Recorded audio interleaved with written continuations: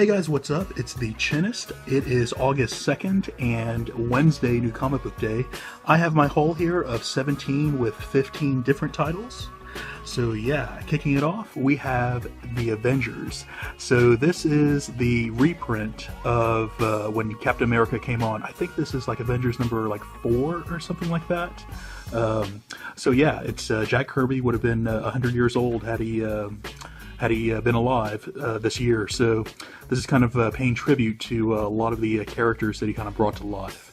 So yeah, I've actually read through this before in the past, but cool to read through it one more time. So yeah, true believers, I picked up the best copy I could find to bag it up. So yeah.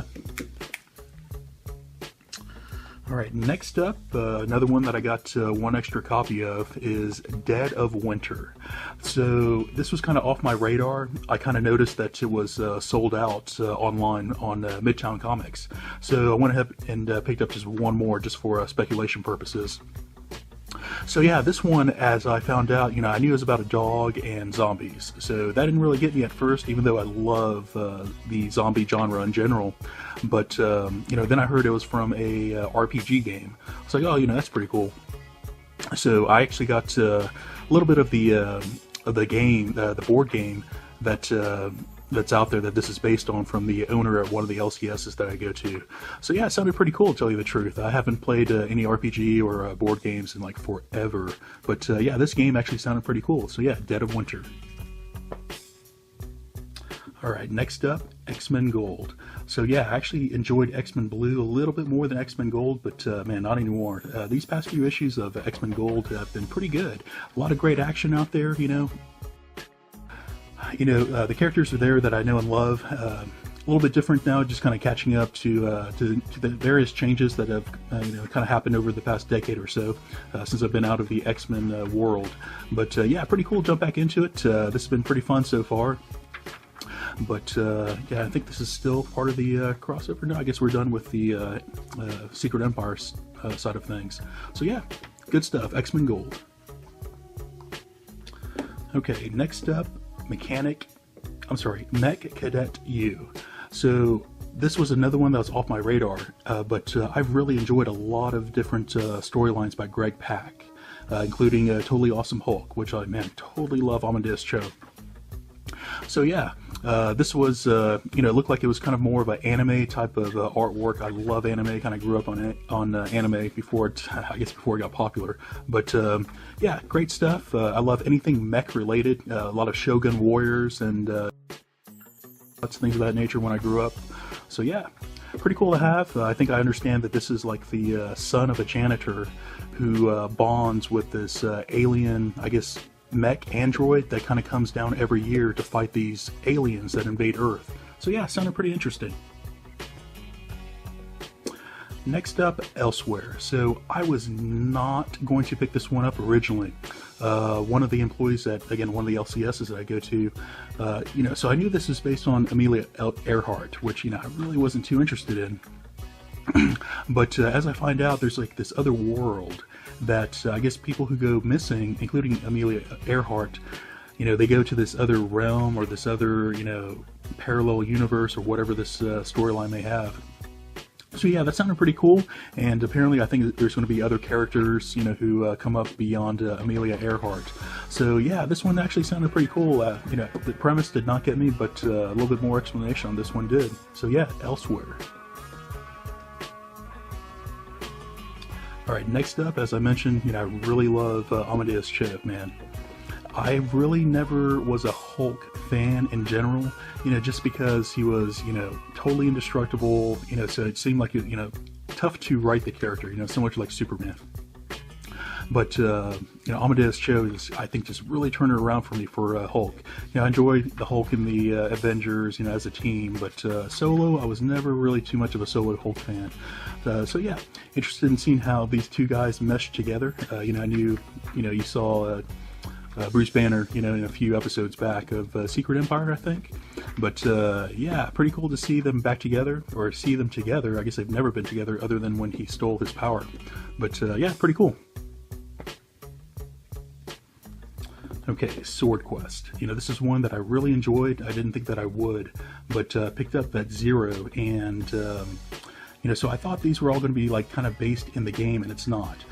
This one's a little bit different, to where this was a video game that happened in the past in the 80s, and this is actually in the real world, to where this game, if you came, I guess if you came in first place, I'm sorry, high score, that's what it was. If you came in high score, you're able to get entered into this drawing, and they had a couple prizes, and one of the prizes was this sword, and apparently the sword, I guess, was enjeweled in the hilt and maybe gold possibly, so the sword is extremely valuable, and the game, I think, cratered, and they never gave away the prize. So the sword actually exists in this world, and these people in the real world are planning to go steal it. So it sounded pretty cool. As I read through Zero, man, it really caught me, so interested in seeing what happens here in Swordquest number 2. Alright, next up, Rogue One. So I was not too much of a fan when I originally saw Rogue One at the movie theater. However, after rewatching it again on Blu-ray, it was a lot better on the second viewing as compared to the first, to tell you the truth. So, movie adaptations are really cool just because it gives you just a little bit more than what you're able to see, in the movie. Sometimes they'll throw in some deleted scenes or just, a little bit more dialogue to, to really help that storyline along. And this one did a pretty good job. Every now and again there's something just a little bit more than what you saw in the movie. So yeah, pretty cool. On that Star Wars run, Darth Vader. I was hoping to try to pick up an incentive, but either I was too late or none of the stores got any today. So yeah, the last, the Darth Vader Volume 1, great storyline. That one was actually in between episode number 4 and 5. This one is, directly at the end of episode 3, or right when he's becoming Darth Vader. So pretty cool to see like how he adapts, what his relationship is with the Emperor, and you kind of see him go through like his phases of anger and other things that you saw Anakin do at the very end of episode 3. So yeah, very cool stuff, man. Highly suggest go pick up all the Darth Vader stuff if you're a true Star Wars fan. Great storylines. Alright, 7 to Eternity. So that last issue, I wasn't really too into, so they kind of changed the artist. It's not Jerome Pena who's doing the story arc, I guess. And the story arc, it just seemed a little bit different from the last story arc. That was really focused on those, that team of heroes who was going after the Whisper King. So yeah, still good stuff, storyline overall, but the story arc is just different from the first one that was out there that I really fell in love with. So yeah, 7 to Eternity. Okay, Savage Things. Great action, great dialogue, great storyline, great little twists that are in here. This is really, like a whole team of like Jason Bournes and Black Widow. And they are just wrecking havoc, man. Great stuff. People are just dying all over the place. Great action, as I said before. So yeah, if you enjoy that stuff, CIA type of spy stuff, try to go pick this one up. Savage Things. Right, Extremity. This is, it has become one of my favorites very, very quickly.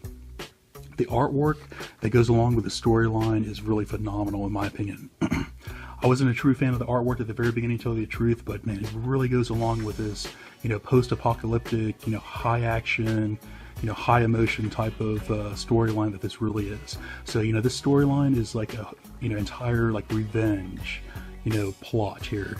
And, the main character, she's just, her and her family are just kind of slaughtered by this other warring, tribe that's out there.